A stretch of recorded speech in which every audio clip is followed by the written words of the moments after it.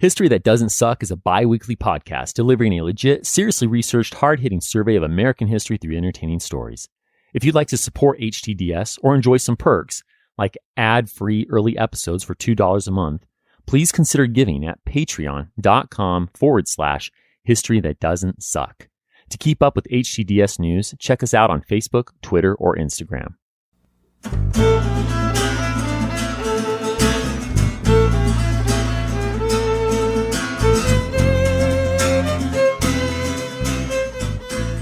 Welcome to History That Doesn't Suck. I'm your professor, Greg Jackson, and I'd like to tell you a story.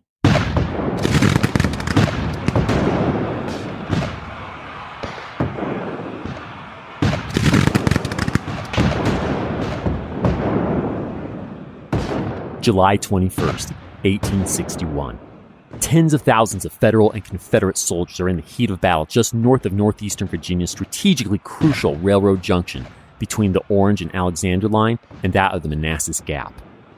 Lacking in skill but having the numbers, the inexperienced Union troops have forced their southern opponents back from Bull Run River and up Henry Hill. Confederate General Barnard B. is trying desperately to get his men to hold their ground to no avail. True, his men have fought admirably for men who've never seen battle, but they are no more battle-hardened than their New York or Rhode Island adversaries.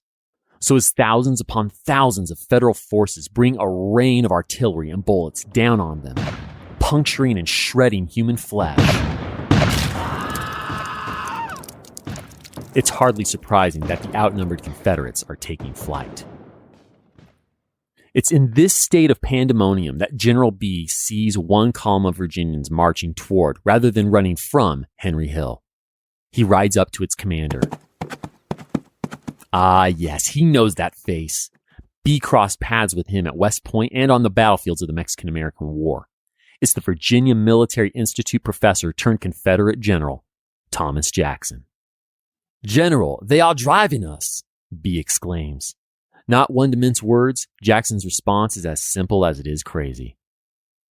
"Sir," replies the 30-something bearded Virginian with receding brown hair, "we will give them the bayonet."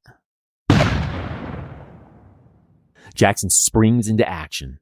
He instructs the frustrated Virginian, Officer John D. Imboden, to keep firing his 4 6-pounder, almost out of ammo guns at the Federals across Bull Run on Matthew Hill. As he does so, Jackson forgoes higher ground to bring his own artillery and men to Henry Hill's southeastern edge. It seems an odd choice, but the wisdom is soon apparent. Here, on the backside of a plateau, Jackson's batteries can fire at Union forces while generally staying out of view. Brilliant. Commanding Generals Johnston and Beauregard soon arrive, giving more support to Jackson. Artillery duel under the hot afternoon summer sun as the Confederate forces make a comeback. Shrapnel strikes Jackson's left hand, ripping a hole between the bones leading to his middle and index fingers. Hot, red blood flows freely as the general quickly ties a handkerchief around his somewhat mangled appendage. "Only a scratch, a mere scratch," he assures concerned artillery officer Imboden. Jackson will worry about this later. Right now, he has a job to do. Virginia infantry exchange fire with Union forces as General B tries to gather his still fleeing troops. Having reformed 100 men, he points to Jackson on Matthew Hill. There's disagreement on his exact words and meaning, but he now says something to his men along these lines. "There's Jackson, standing like a stone wall. Rally behind the Virginians." And with this almost final utterance of his life, General B will be dead within an hour. The South Carolinian commander has christened the straight-laced Virginia Military Institute professor with a new and badass nickname, Stonewall Jackson. The artillery now gives way to rifles as Union troops try to charge Confederate lines. The sheer carnage is mind-blowing as 58 caliber Minié bullets and cannon do their deadly work.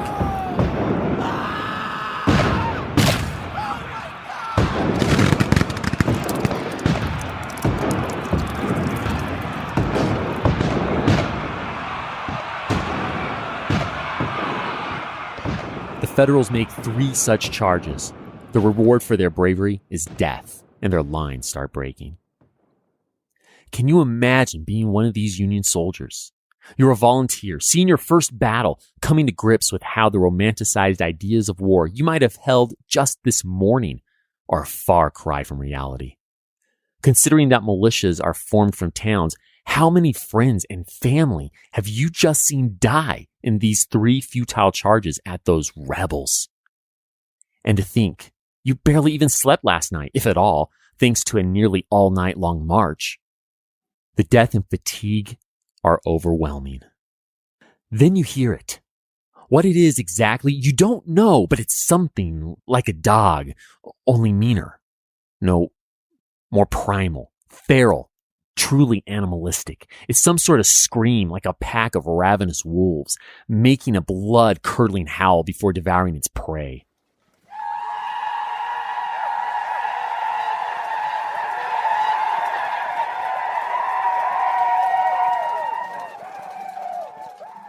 Except the pack's numbers are in the thousands, and as the ear-piercing war cry draws nearer, the smoke clears and you see its source. Thousands of Confederate soldiers sprinting toward you with bayonets fixed.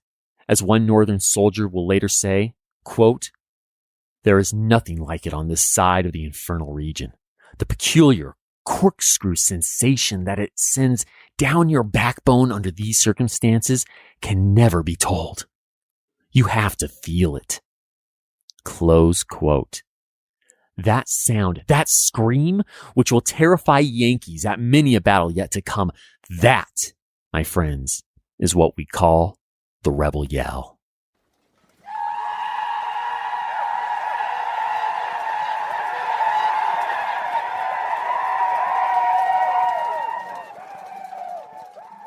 That's right. Today, the gloves really come off as we see action all over the place. First, we'll circle back and get more of the details on this battle, which the Federals will call Bull Run after the river, and the Confederates will call Manassass after the railroad junction.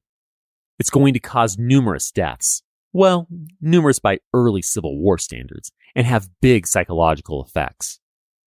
Then we'll stay in Virginia, but head a little farther west, where we'll find some Virginians who are so adamant about staying in the Union, they're going to break off and make a new state altogether. Following that, we'll meet the Union forces' soon-to-be new General-in-Chief, George B. McClellan, get a taste of international politics as 2 Confederate diplomats are taken at sea in something we now call the Trent Affair, and witness as the CSS Virginia, aka the Merrimack, inflicts the highest losses the U.S. Navy will see prior to World War II. Finally, we'll end with a depressed Lincoln being buoyed up by a rising star in his forces whose only gift seems to be warfare. Ulysses S. Grant. I know, that's a ton of stuff, but that's 1861. So we want to get a move on, but briefly, let me also note that HTDS is fast approaching its 2-year anniversary. Whether you've been listening for 2 years or are binging 2 years worth of material, thank you for being a part of this. We're celebrating with some bonus episodes dropping later this week, 10% off HTDS merch, and with a little NPR-style Patreon drive. In other words, we'd like you to join the HTDS Patreon family. We share ideas and form friendships with our patrons. And as we hit 2 years, we'd love to see this group grow to 200 members, or about 2% of you good people, our listeners. So come grow our community at patreon.com/history that doesn't suck. Just $1 a month gets you into our discussions. Thanks again, and enjoy the bonus episodes coming out later this week. All right, though, enough NPR-ness. Let's take this battle we got a taste of in the opening, the Battle of Bull Run/Manassass, from the top. In the last episode, I explained that President Lincoln approved General Irvin McDowell's battle plan to attack the railway station at Manassass on June 29th. Easy, right? Well, Irvin's plan would have been great for an experienced army with an organized War Department backing it up, but that wasn't the case. This is a green U.S. Army, and its supply line sucks. So troops didn't even leave Washington, D.C. until 2.5 weeks later. Then it took 3 days for the out-of-shape, unruly, undisciplined men to march 25 miles. Seriously, I've seen Boy Scout troops move faster. Anyway, by the time these Union troops were positioned to attack on July 21st, Confederate General G.T. Beauregard had received reinforcements from Joseph Johnston. Now, Union General Robert Patterson was supposed to keep this from happening by pinning Johnston's men down in the Shenandoah Valley north of the main battle, but he failed. Johnston maneuvered right around Robert's men and met up with Beauregard without breaking a sweat. Okay, he probably sweat a little. It's July in Virginia, after all. But now that U.S. General Irvin McDowell's had his army in position, he moved in on Beauregard and Johnston's armies, starting the first major battle of the Civil War.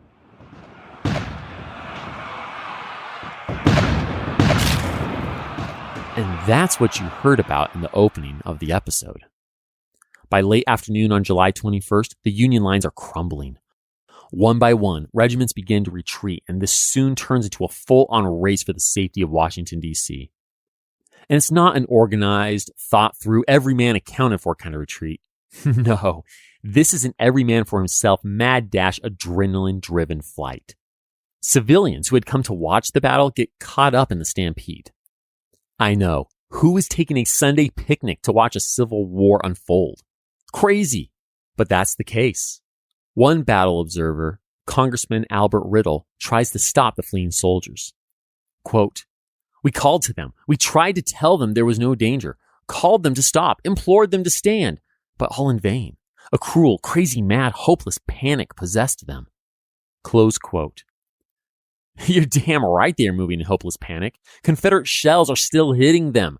Rhode Islander Samuel J. English later writes to his mom that, quote, "As I crossed the bridge on my hands and knees, Captain Smith, who was crossing by my side at the same time, was struck by a round at the same time and completely cut in two."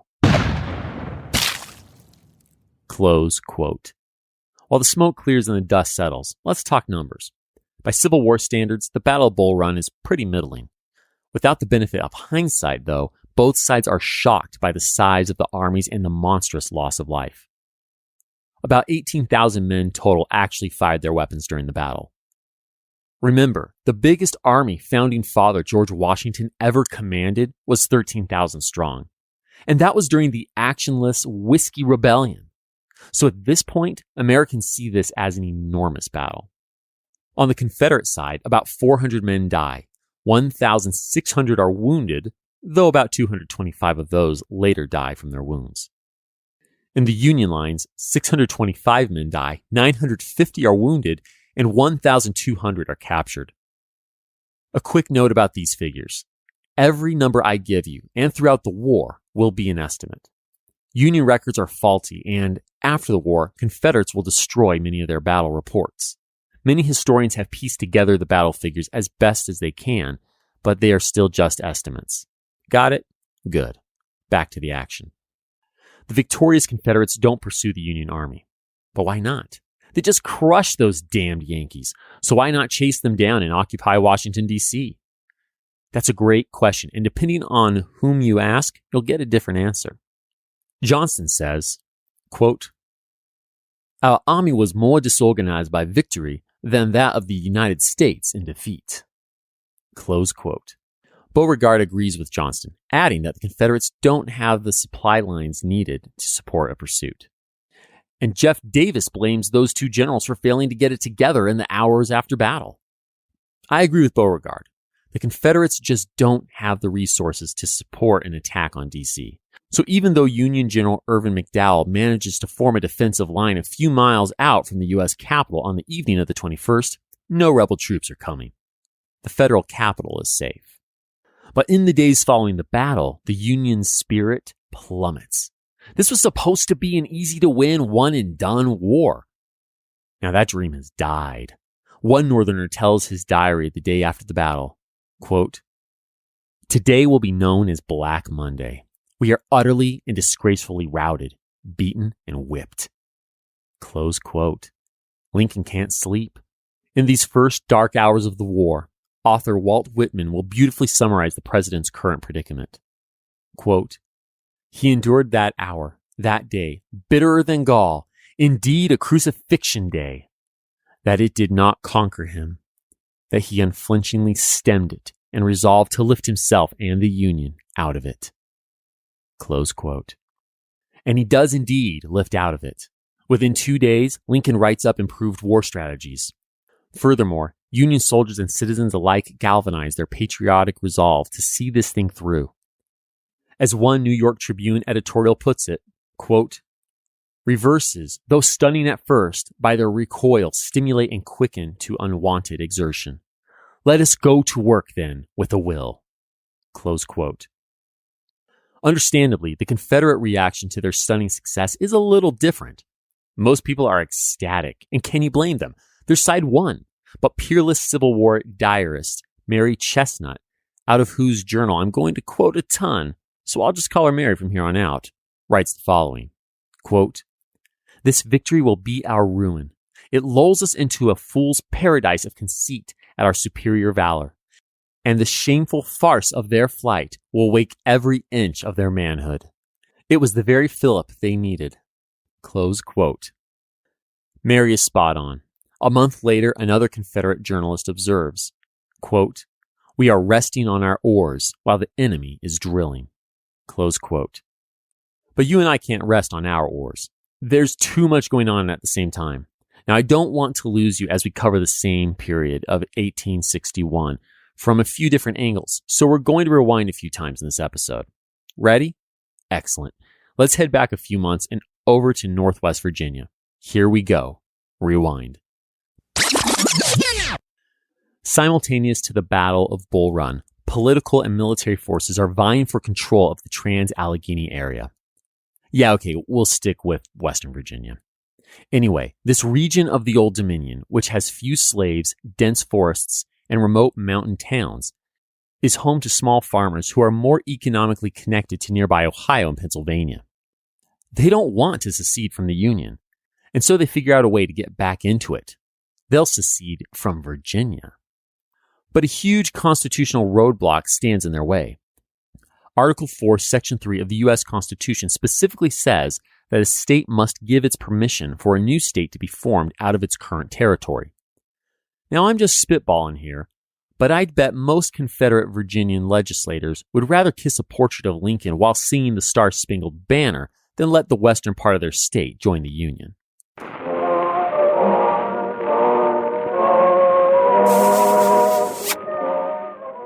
But that sucks for them. Unionists in Western Virginia hold a conference on June 11, 1861, and find a workaround that would make even the most crooked lawyer proud. Across the next couple of months, they, 1, declare the Virginia government is an illegal rebellion, 2, form their own quote-unquote restored Virginia government, which gives them the power to, 3, vote for an, quote, ordinance of dismemberment, close quote, allowing the northwest counties of the state of Virginia to form a new state. Whew! I dare any current state legislature to be as productive. That ordinance will get ratified by Western Virginian voters on October 24th, 1861. Now, it will take Congress quite a while to finalize the paperwork because, well, it's Congress, but these are the birthing pains of the soon-to-be state of West Virginia. None of this lightning-quick state formation would be happening without the help of the Union Army expelling Confederate forces from the area. Yeah, while politicians have their strategy sessions to figure out how to form a new state, 3 capable Union generals are keeping the Confederate military threat at bay and controlling this valuable to the Union region. After all, the B&O Railroad runs right through it. And this rail line isn't just a lucrative rental property and monopoly. It also connects D.C. to the productive farmlands of the Midwest. Confederates have already cut the vital B&O rail line and control the main train station at Grafton. Union forces want it back. Enter George B. McClellan. This West Point graduate and Mexican-American war vet has a stellar resume, rocks a killer mustache, and has an ego the size of his home state of Pennsylvania. Seriously, his nickname, Young Napoleon, totally fits.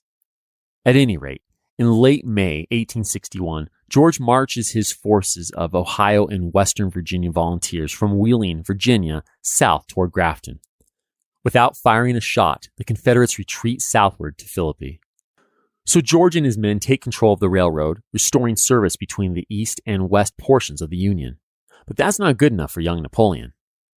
He spends June and July chasing the 4,500 poorly armed Confederates out of Northwest Virginia. After a series of small battles, rebel General Robert Garnett's men make a stand at Cork's Ford, 30 miles east of Philippi. During the fight on July 13th, Robert is shot and killed, becoming the first general to die in the Civil War. After this loss, the Confederate troops retreat and regroup. Union forces now control all of what will become the state of West Virginia. It's up to Robert Lee, commander of Virginia's entire army, to retake the vital area. But with sick men, an overly complicated plan, and 45 days of near constant rain that turns the Appalachian mountain passes into mudslicks, Bobby fails. He and his forces retreat on September 15th. The Southern press crucifies the general, of whom they expected miracles. The Richmond Examiner declares that Bobby was, quote, outwitted, outmaneuvered, and outgeneraled, close quote. Ouch! For the rest of the war, Union forces managed to hold the area despite intermittent guerrilla warfare. Okay, that wraps up the action that I'm going to cover in Virginia for today. Don't worry, we'll be back in another episode. But for now, we need to hear about Lincoln's blockade of southern ports. And to do that, we have to travel back a few months and out to sea.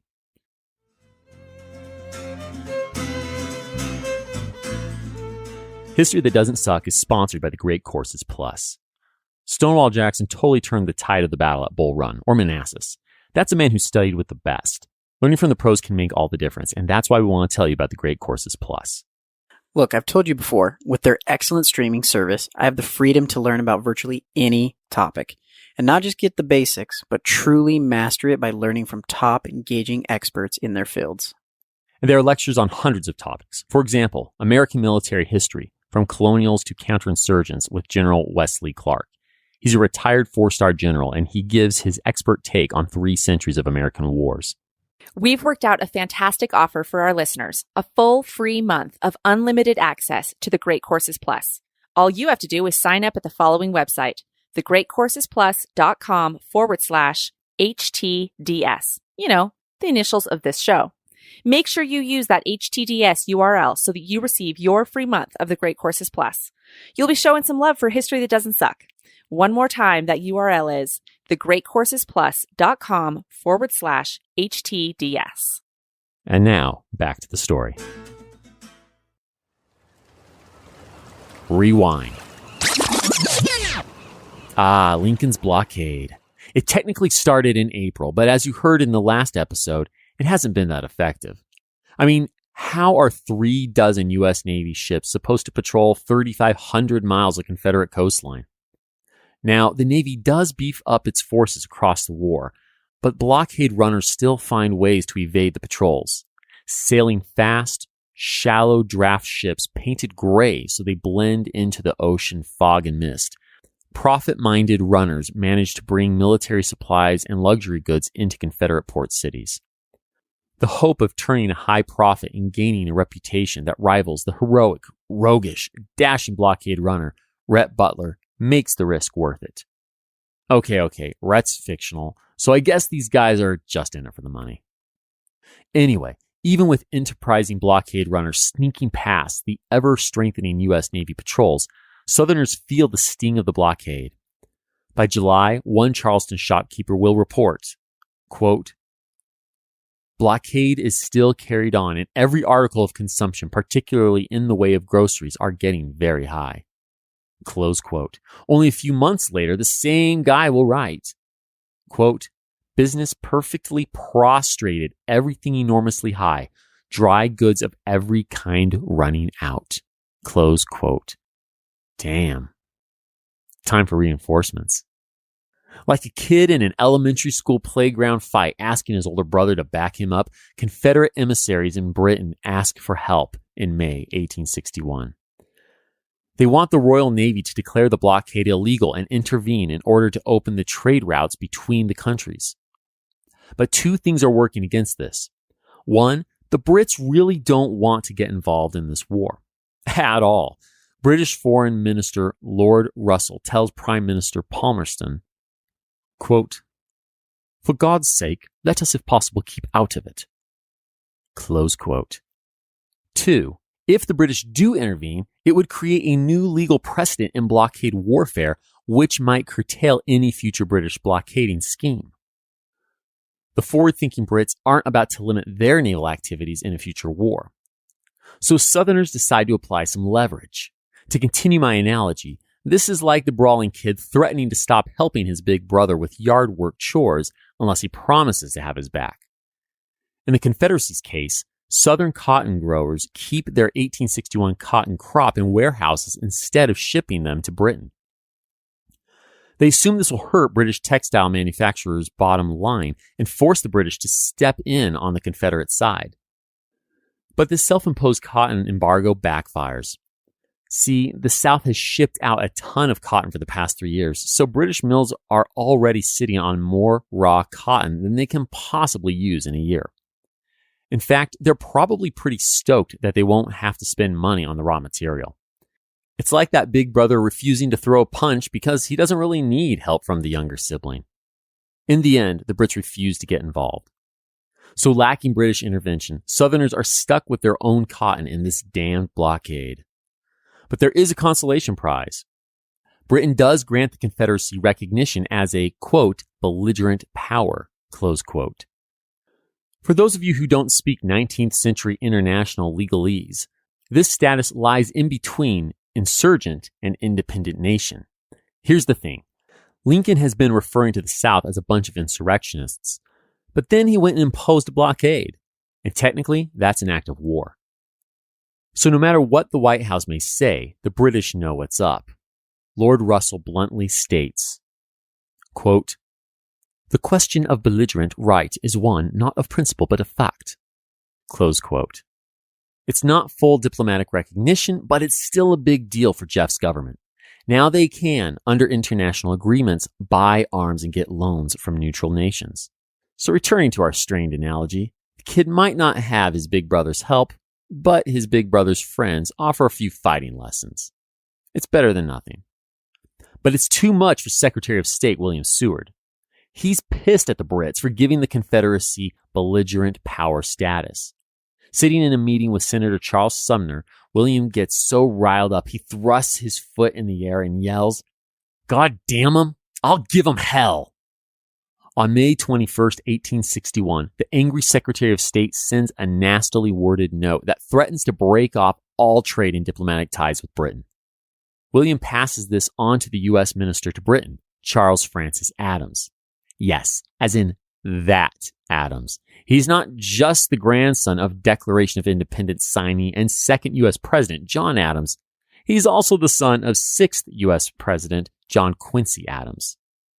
At any rate, William instructs Charles to read the note word for word to that scumbag. His sentiments, not mine. Lord Russell. Now, Charles Francis practically learned international diplomacy in the womb. The elite New Englander basically has more experience dealing with European nations in his pinky than Lincoln's entire cabinet combined. He recognizes that reading William's insult-infused letter might not be the best way forward. After all, it threatens that if the Brits grant diplomatic recognition to the Confederacy, quote, "we from that hour shall cease to be friends and become once more, as we have twice before been forced to be, enemies of Great Britain." Close quote. Yeah, Charles isn't going to say that. Instead, the suave, well-mannered diplomat meets Lord Russell and just gives him the gist of the message. You know, please don't recognize or aid the South. It could lead to some hurt feelings and heated debates. Sincerely, your friends and lucrative trade partners, the United States of America. Okay, that's not exactly what he says, but you get my point. And Charles's kid-gloved approach works. Lord Russell admits that he's been meeting with Confederate emissaries, but promises that he, quote, "had no expectation of seeing them anymore." Close quote. Problem solved. The Confederates can get a little foreign aid. The United States can maintain its relationship with its biggest trading partner. Everyone's happy. And then the Confederate government puts 2 diplomats on a Havana-bound ship.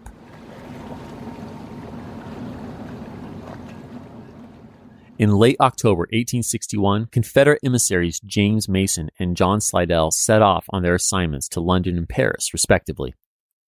And yes, this is the Spanish-speaking John Slidell that we met in episode 33 when he tried to get Mexico to sell out to California to the U.S., but I digress. Their ship gives the U.S. naval blockade the slip and makes it to Cuba. Sure, 9 out of 10 blockade runners make it through the riddled with holes naval guard, but the fact that this ship got through is pretty embarrassing. So U.S. Captain Charles Wilkes decides he's going to single-handedly put a raw stake on the Union Navy's black eye. His ship, the USS San Jacinto, catches up to the Confederate diplomats. James and John are now on a British mail steamer called Trent, waiting to cross the Atlantic. To get everyone's attention, Charles fires a warning shot across the Trent's bow and boards the not-so-enemy ship. Without orders or firm legal footing, Charles searches the British steamer and seizes the Confederate diplomats James and John as, quote, contraband diplomatic dispatches, close quote. The proud as hell U.S. naval officer then sails directly to Boston and puts these two guys in jail. Northerners are stoked. Boston throws a big bash for Charles, and down in Washington, D.C., Secretary of War Simon Cameron toasts the bold officer. 3 cheers for Captain Wilkes! Even Lincoln is on board with the arrests. But this national drunken euphoria soon comes crashing down. Like a college freshman waking up after that first frat party of the year, regret and anxiety comes crashing into the United States collective psyche. When Britain hears that its ship was boarded and searched, and 2 of its legitimate passengers were forcibly removed, the gloves come off.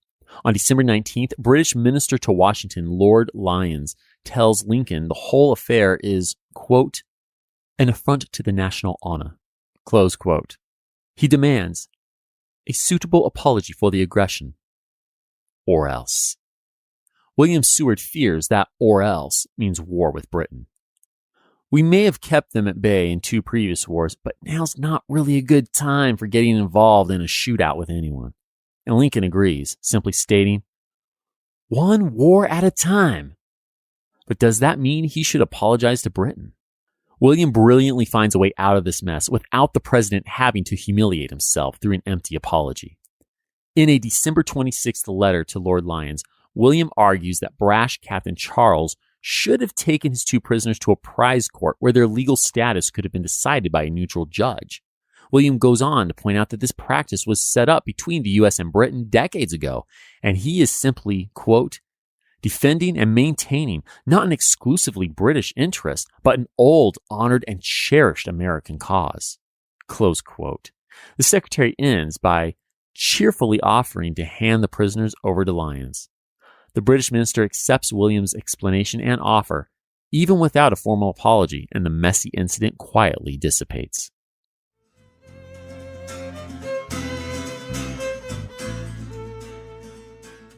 History That Doesn't Suck is sponsored by the University of California, Irvine's Division of Continuing Education. Since 1962, this top 50 school has been providing learning pathways for those looking to step up their career or just learn more. You can join 30,000 people taking advantage of UCI's Division of Continuing Education programs from anywhere. So no matter where you live, you can enroll in any courses, certificates, or specialized studies programs that interest you or could further your career. They have over 60 convenient certificates and specialized programs specifically designed for working professionals. So you can rock your day job while ramping up the resume. And they have a number of courses that are 100% online. Through UCI's Division of Continuing Education, you can enjoy the convenience and flexibility of real, immersive online classrooms that'll offer you a collaborative learning experience with your fellow students. Fall classes start this month and registration is open. Visit ce.uci.edu/History Doesn't Suck and enter HTDS for 15% off 1 course. That's ce.uci.edu/History Doesn't Suck. And again, enter HTDS when prompted to get 15% off 1 course. This offer is valid until December 31st, 2019 at 11:59 p.m. And now, back to the story. The Trent Affair, as it comes to be known, may have fizzled out, but the war for control of the Confederacy's eastern shore is just ramping up. Across the winter of 1861 to 1862, Colonel Ambrose Burnside of Rhode Island cobbles together a fleet of passenger steamships, coal scows, and makeshift gunboats. He and 12,000 men take over North Carolina's ports, giving the Union blockade more supply stations. Colonel Burnside gets promoted to Major General for his efforts. But maybe the credit should go to his stellar mutton chops. Seriously, these things are so fantastic. The men renamed this style of facial hair in his honor, anagramming Burnside to give us the new word, sideburns. Anyway, Burnside's capture of North Carolina's coast and the strengthening Union blockade induced the South to unleash its secret weapon, the ironclad CSS Virginia. Actually, there's nothing secret about it. The Union and Royal Navies are developing their own versions of ironclads too. But the Confederates win this arms race and get the Virginia in the water and working first. Now, some of you may be screaming at your car speakers right now, telling me that this first ironclad is actually called the Merrimack. You can stop shouting. You're right. Okay, we're both right. The Virginia was built from the captured USS Merrimack, and history has never fully let go of calling this ironclad by its earlier name. Kind of like how your family still calls you Slugger, even though you have a freaking MBA now. You and the Merrimack can commiserate together. So the Merrimack, and yes, the Merrimack, not even Southerners call it the Virginia, has 10 guns and an iron ram on her prow.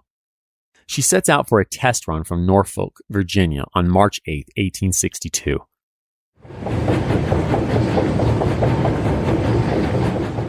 Let me give you a little geography to orient you. Norfolk sits just south of where the James River empties into the mouth of the Chesapeake Bay.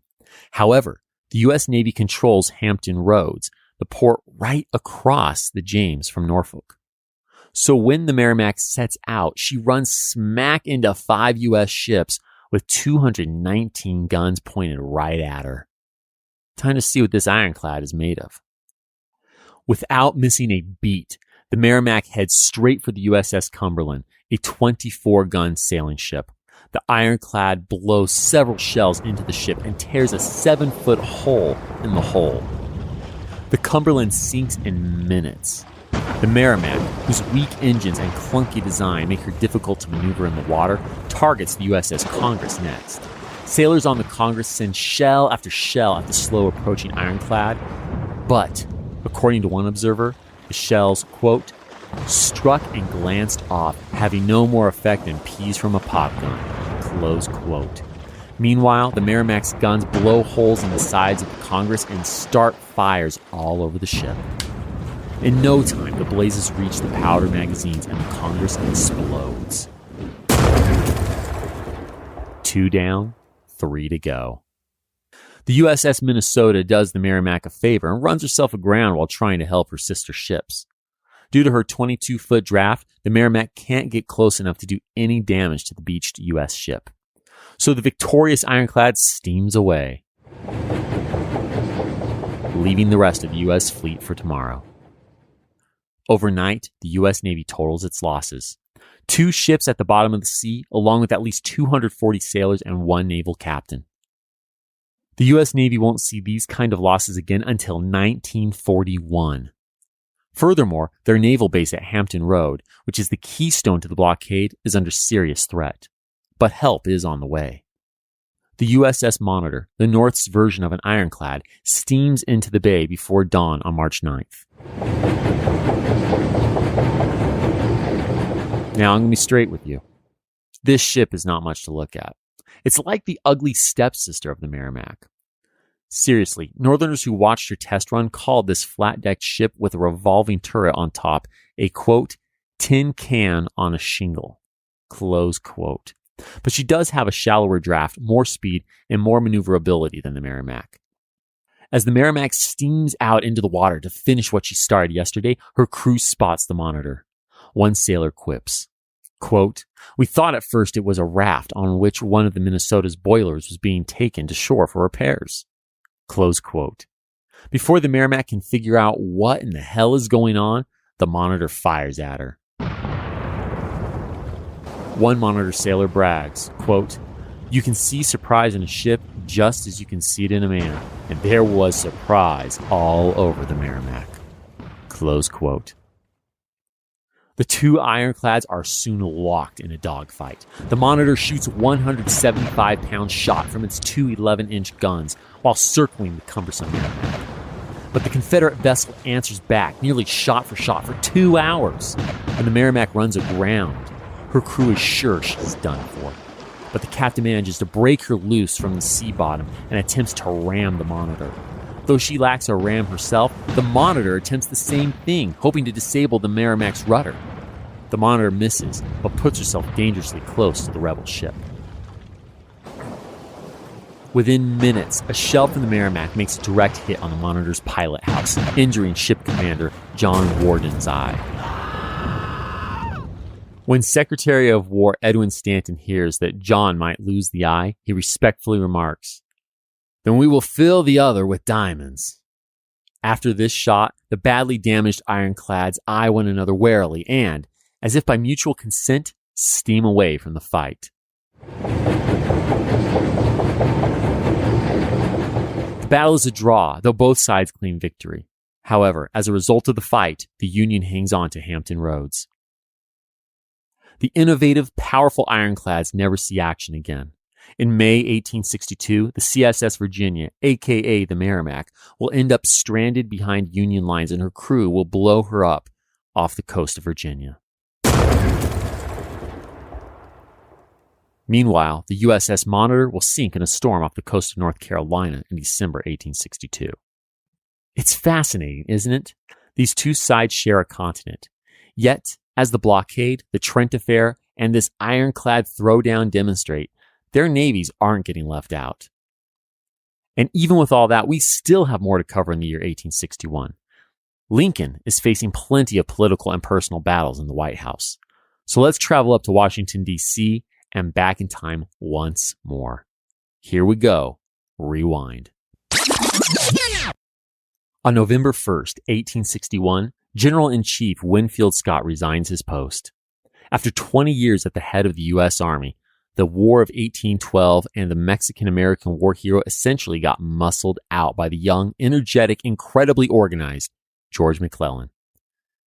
Yeah, after his screaming success in Western Virginia in the spring of 1861, Lincoln promoted George Young Napoleon McClellan to commander of the Army of the Potomac.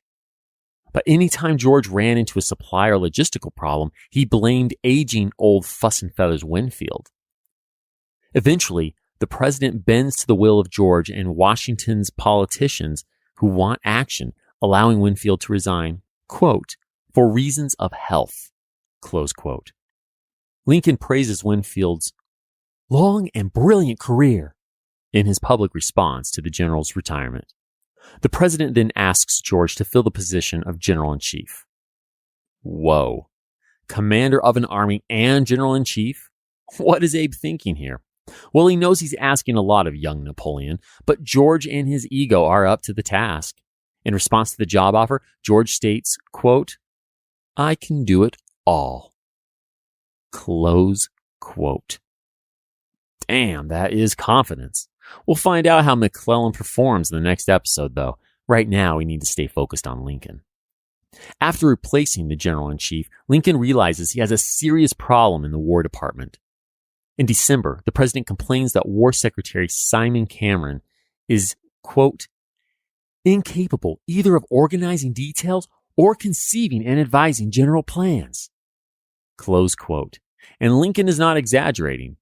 Simon's record system is a jumble of notes scribbled on scraps of paper, and his accounts payable file looks like Lloyd and Harry's briefcase full of IOUs in the classic movie Dumb and Dumber. Then in December, Simon advocates for arming slaves to fight in the war. That's the straw that breaks the camel's, or the president's, back.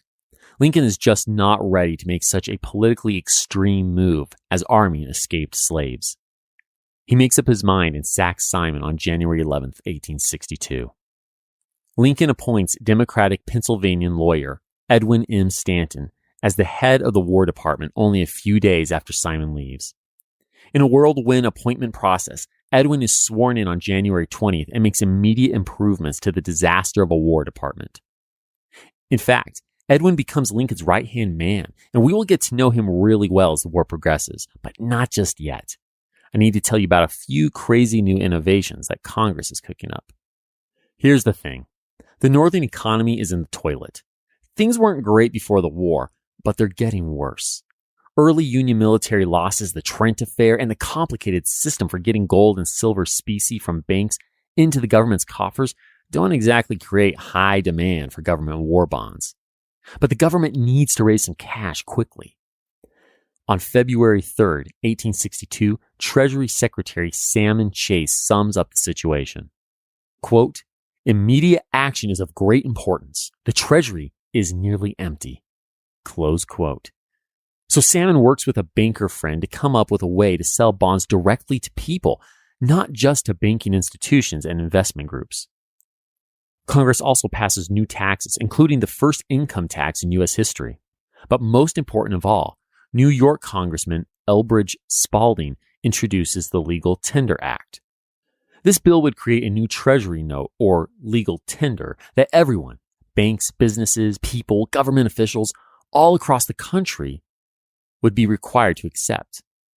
These greenbacks, as they come to be known, become lawful payment and phase out state and local banknotes. This could be a dangerous idea, since issuing notes like this is linked to inflation. Don't believe me? Just ask Jeff Davis. The Confederate dollar is experiencing a 12% inflation rate every month right now. So should the U.S. go down the same path? Yes, and here's why. First, this isn't the only way the U.S. is financing the war. They also have tariffs, taxes, and bond sales to balance out the inflationary effects of notes. The Confederacy has such high inflation because it doesn't have enough of these other measures in place. Second, the U.S. has a historically strong economic system in place. Sure, it needs a boost right now, but overall, the American economy is sound. And third, these bills are going to hit the market just as the Union Army wins a few battles, creating a general feeling of confidence in the government and its quote-unquote greenbacks. Okay, Congress doesn't know about that third reason yet, but with just the first two, it passes Elbridge's bill and Lincoln signs it on February 25th, 1862. And frankly, the president could use this little morale boost. February 1862 is one of the darkest months ever in his personal life. Let's leave politics and military action behind for a minute while I tell you about it. In the first days of February, his 11-year-old son, Willie Lincoln, comes down with a fever, a severe headache, and a mild cough. A few days later, little 8-year-old Tad starts displaying the same symptoms. It's soon apparent the boys have typhoid fever, with its cramps, vomiting, internal hemorrhaging, and delirium. Mary wears herself thin, caring for both boys. And Lincoln's secretary, John Nicolay, reports that the president gives, quote, pretty much all his attention, close quote, to his 6 sons and his worried wife. In his delirious state, Willie calls out for his best friend, Bud Taft. Bud comes over and sits by the side of his deathly ill friend, not willing to leave his playmate for more than a minute. In fact, one night, as Bud holds vigil at Willie's bedside, the president comes in and suggests that Bud go rest in a guest room. Bud refuses. Quote, "If I go, he will call for me." Close quote. A few hours later, Lincoln finds the devoted friend asleep in his chair and carries Bud to a guest bed himself. Despite Mary, Lincoln, Bud, and several doctors' care, Willie dies on Thursday, February 20th, 1862 at 5 p.m. A few minutes later, Lincoln enters John's office and exclaims, "Well, Nicolay, my boy is gone. He is actually gone." The president, who has stoically endured lifelong symptoms of depression, political losses, and waging a war on his own countrymen, collapses in sobs on John's chair.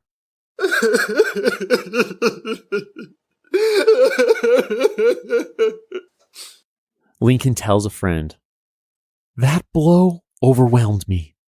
He and Mary inter their second child, and Lincoln gets back to work. But each Thursday afternoon for weeks to come, he'll finish his work, shut himself in his office, and privately give in to his grief. Lincoln is struggling. Politically, personally, militarily, you name it. He needs a win. He needs someone in his Union forces to take some damned initiative. Thankfully, there is someone who's up to the task. Ladies and gentlemen, it's time for us to catch up with an old friend of ours from the Mexican-American War episodes, Brigadier General Ulysses S. Grant. Now, before we dive into his battlefield awesomeness, let's bond a bit with Ulysses by dispelling a few rumors and getting to know his backstory. I'll begin with his name. Hiram Ulysses Grant was born in Ohio in 1822. Because his initials, HUG, spelled hug, and the serious-minded, stoop-shouldered Ulysses didn't need another reason for kids to tease him, he rearranged his name to be Ulysses H. Grant. So what's up with the S? Well, in 1839, when Ulysses entered West Point, a clerk got his name wrong and registered him as Ulysses S. Grant. When fellow cadet William Tecumseh Sherman saw U.S. Grant on the roster, he dubbed Ulysses Uncle Sam Grant, and the boys called him Sam Grant while he was at the academy. Sam Grant was hardly the worst student in his class, as you may have heard. He graduated in 1843, 21st out of 39, and entered Army service. He was stationed in Missouri and soon met Julia Dent. Julia possessed a joie de vivre and light-spirited warmth that Ulysses found refreshing after his austere childhood and stint at West Point. They were engaged while he fought in the Mexican-American War and were married on August 22, 1848. After several far-flung post-war Army assignments, lonely Ulysses developed a drinking problem. He was not a full-blown alcoholic, that's another rumor, but his commanding officer, Robert Buchanan, told him, quote, "You had better resign or reform," close quote. Ulysses, determined to avoid the shame of a court-martial, replied, quote, "I will resign if I don't reform," close quote. True to his word, Ulysses resigned on April 11, 1854, after being caught drunk once again. Despite a productive military career with several bright spots, Ulysses entered civilian life. Although Ulysses made a good commander and quartermaster in the Army, he sucked at everything else. He tried farming near his father-in-law's property in Missouri and failed miserably. Desperate for money to feed his wife and 4 kids, Ulysses sold firewood on street corners in St. Louis, dressed in his fading U.S. Army jacket. In 1860, he and Julia moved north to Galena, Illinois, where Ulysses joined his brothers and dad as a clerk in their leather goods store. Yep, he was 38 and deeply in debt with 4 kids. So when the war breaks out, the West Point grad enlisted despite his distaste for battle.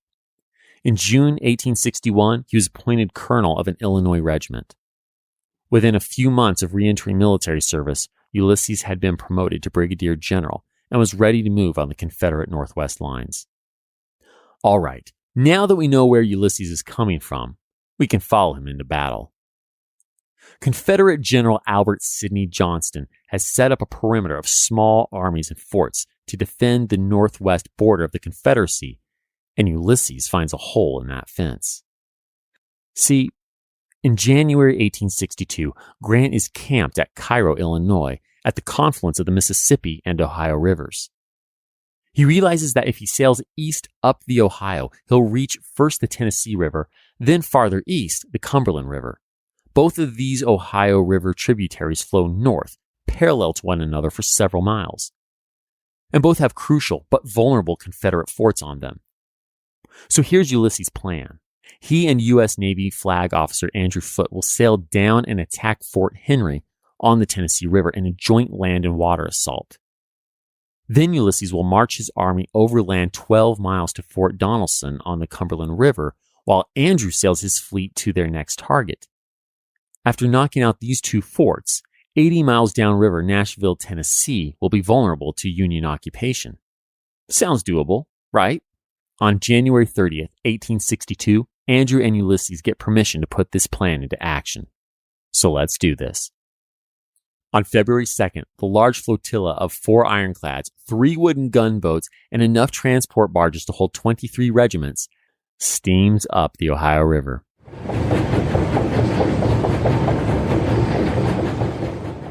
When they reach the Tennessee River, the fleet has to watch out for Confederate booby traps.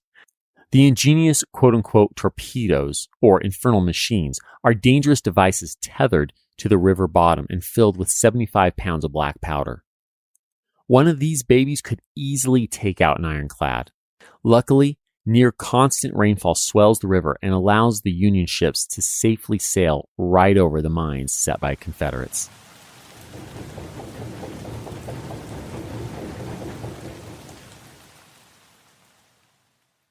On February 5th, Ulysses unloads his 15,000 men at a spot 3 miles below his first target, Fort Henry. Now, it's not like the soldiers guarding Fort Henry can't see them coming. As one Confederate says, quote, "Far as the eye could see, the course of the river could be tracked by the dense volumes of smoke issuing from the flotilla." Close quote. Fort Commander Lloyd Tillman knows his post is doomed and sends his 2,500 men 12 miles east to Fort Donelson, remaining with just one artillery company to delay Ulysses and Andrew's combined forces. At 11 a.m., all 7 of Andrew's gunboats unleash a hailstorm of fire on the earthen walls of Fort Henry.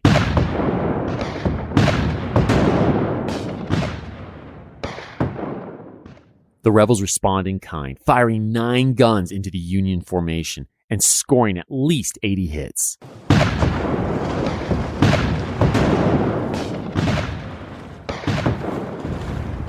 Andrew's flagship has to bow out of the fight due to damage, but he orders his other boats to stay in it. They fire on the 5-sided, soaked, muddy, poorly situated Fort Henry for over an hour.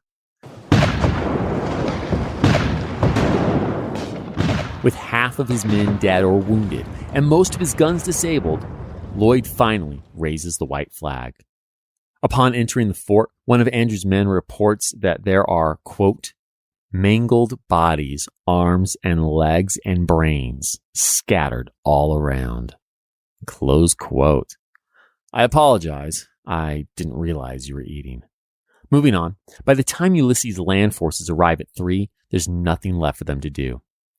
One disappointed infantryman complains that he, quote, "felt really sore at the sailors for their taking of the fort before we had a chance to help them." Close quote. Well, I'm sure this guy will see action in part 2 of the plan. Ulysses reports to Henry Halleck after the battle, quote, "Fort Henry is ours. I shall take and destroy Fort Donelson on the 8th. Close quote.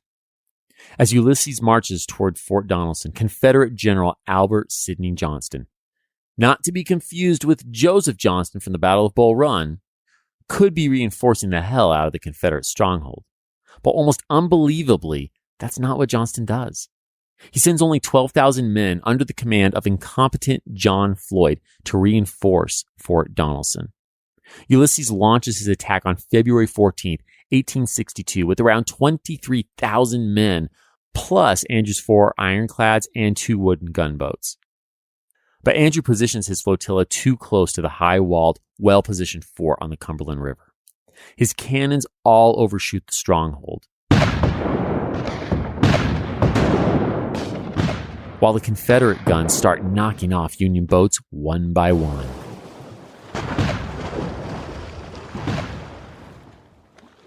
By the end of the day, all of Andrew's fleet is out of commission. Then it starts snowing.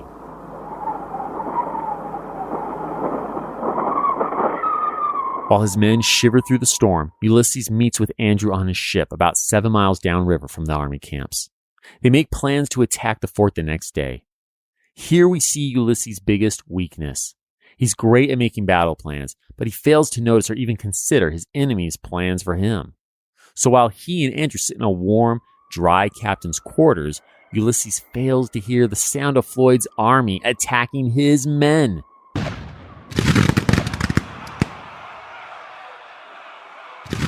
See, Yankee soldiers are camped around the fort on 3 sides. The river bordered the 4th. So Confederate commanders John Floyd, Gideon Pillow, and Simon Bolivar Buckner position almost all of their men to punch a hole in the right side of Ulysses' lines and escape to Nashville.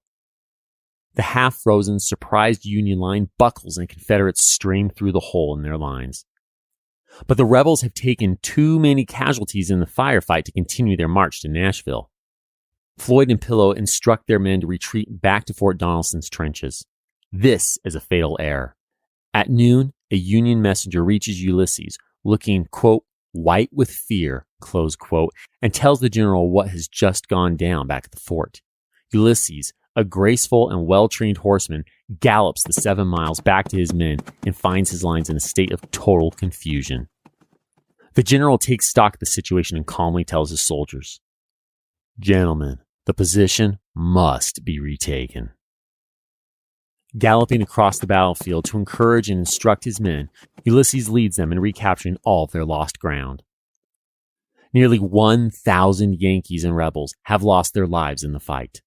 Seeing the carnage and hopelessness of the situation, Floyd and Pillow make a run for it in the middle of the night. They leave Simon Bolivar Buckner as sole commander. Real courageous, guys. As February 16th dawns, Buckner decides to surrender. He sends a note to Ulysses asking what terms of surrender the Union general will accept. Ulysses responds in writing, quote, "Sir, no terms except an unconditional and immediate surrender can be accepted. I propose to move immediately on your works." Close quote. Damn. Buckner doesn't like him, but he doesn't have any other options. With this hard-won Confederate surrender, Ulysses gets a new nickname. U.S. Grant goes from Uncle Sam Grant to Unconditional Surrender Grant. Oh, and he gets promoted to Major General. That's important too. Fort Henry and Fort Donelson now lie in Union hands. Albert Johnston's defensive line is broken.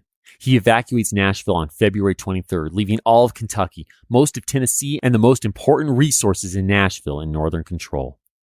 But the Confederacy won't let this stand.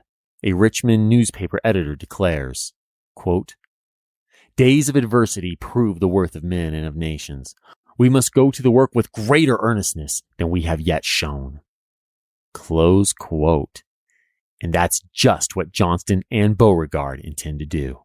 These generals have a plan to retake Tennessee. They're preparing to meet Major General Grant's army near a small Pittsburgh Landing, Tennessee Methodist meeting house, known as Shiloh.